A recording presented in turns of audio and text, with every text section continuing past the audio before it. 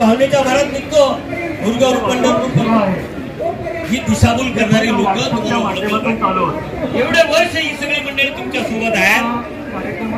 तुमच्या प्रत्येक अडचणीला ही मंडळी धावून येते, प्रत्येकाला करत आलेला आहे। तुमच्यासाठी आम्ही लढत आलेलो संप संपल्यानंतर सातत्याने आंदोलन केलेले आहे। सगळ्यांच्या आंदोलनाची नोटीस आहे डिक्लेअर करून सुद्धा मग असा असता वयाचा विचार न करता बीपीच्या गोळ्या खिशात ठेवून विमानातून मुख्यमंत्री ठीक आहे आमच्या तारखेनंतर आपण बसू म्हणजे विधिमंडळाचं अधिवेशन संपल्यावर म्हणजे तुम्हाला काय आमचं आंदोलन असलं काय हे टेम्पो हे करायचं आहे काढून घ्यायची हवा काय करायचं मुख्यमंत्री साहेबांना तुम्ही खात्याचे मंत्री आहात काल मी एक क्लिप ऐकली जर एसटी कामगारांचा प्रश्न सुटला तर पुन्हा ते मुख्यमंत्री होतील। तुम्ही एकाने 10 वेळा मुख्यमंत्री आम्हाला काय नुकसान आहे, आम्हाला आमचे प्रश्न सुटणं महत्वाचे आहे। एसटी कामगारांचे प्रश्न खात्याचे मंत्री या नात्याने मुख्यमंत्र्यांना माझं सांगणं आहे तुम्ही नुसती ऍक्टिंग करू नका।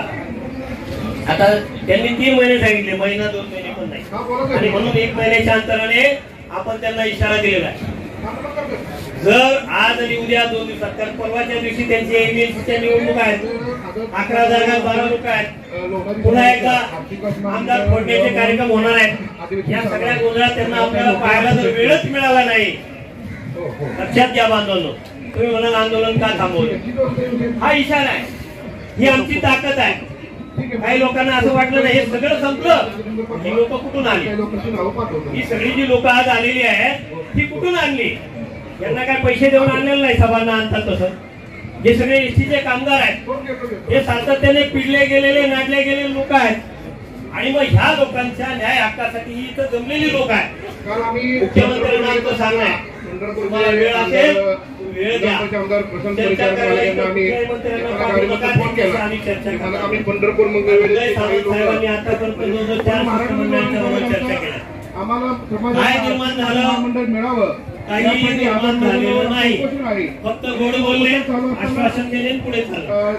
आमचं मुख्यमंत्री साहेबांना स्पष्ट सांगणं आहे तुम्हाला 2 दिवसात वेळ मिळाला नाही, तुमचे आमदार फुटू नये म्हणून तुम्हाला ते सांभाळण्यामध्ये वेळ जात असेल तर 9 तारखेला जुलैच्या जो क्रांती दिन आहे 9 ऑगस्टचा जो क्रांती दिन आहे त्या क्रांती दिनाला जरी एसटी बंद झाली तर त्याची जबाबदारी आमची आहे। आम्ही सगळ्यांनी आता ठरवलेलं आहे एक इशारा होता 2 दिवसाचं हे आंदोलन आहे। या 2 दिवसाच्या आंदोलनामध्ये राज्याच्या विधिमंडळाचं अधिवेशन सुरू आहे, माननीय मुख्यमंत्री खात्याचे मंत्री आहेत पुढाकार घ्यावा, या शिष्टमंडळाशी बोलावं आणि आमची खरी मागणी आहे की राज्य शासकीय कर्मचाऱ्यांचे एवढे आमचे पगार वाढले। ही भूमिका जर राज्य सरकारने घेतली तर ठीक, नाहीतर येत्या 9 ऑगस्टला क्रांती दिनापासून आपल्याला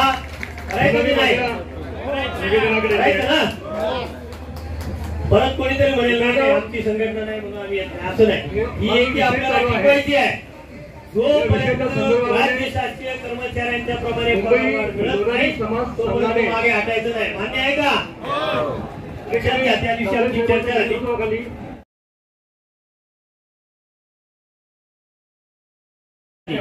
याच्यावर लोक थांबणार नाही, कागद बोलतो फरक दिल्यानंतर लोक थांबतील असं जर शासनाचं मत असेल तर होणार नाही। आम्हाला राज्य शासकीय कर्मचाऱ्यांच्या प्रमाणे पगारवाढ मिळालीच पाहिजे आणि ती घेतल्याशिवाय आम्ही बाजूला हटणार नाही, एवढा ठाम विश्वास आपण सगळ्यांनी या ठिकाणी देऊया।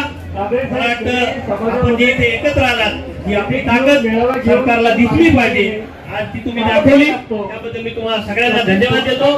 काल प्रचंड पाऊस असताना सुद्धा तुम्ही आपापल्या जिल्ह्यातून लांबून इथं आलात, तुमच्या सगळ्यांना मनापासून धन्यवाद देतो आणि मी इथे थांबतो। धन्यवाद, जय भीम जय महाराष्ट्र।